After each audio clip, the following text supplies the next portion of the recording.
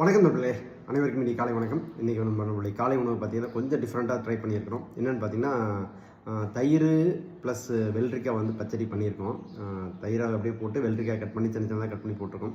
Plus அதோடு வந்து toppings பார்த்திங்க அப்படின்னா முந்திரி, பாதாம், கொஞ்சம் பேரிச்சை, நிலக்கடலை அதெல்லாம் போட்டிருக்கோம். இதெல்லாம் ப்ரோட்டீன்ஸு, வைட்டமின்ஸு, ஃபேட்டு எல்லாமே கம்பைன் பண்ணி இருக்கிற மாதிரியான ஒரு டயட் வந்து பிளான் பண்ணோம். ஸோ இதுதான் வந்து இது கொஞ்சம் ஈஸி டு மேக்கு, அதே மாதிரி ஈஸி டு டைஜஸ்ட் இது. அதனால் அதே டைமில் வந்து உங்களுக்கு வந்து ஃபுல்லாக ஃபீல் பண்ணுவீங்க. நீங்கள் இது சாப்பிட்டீங்க அப்படின்னா வந்து வயிறு ஃபுல்லாகவே இருக்கும், ரொம்ப நேரத்துக்கு பசி இருக்காது.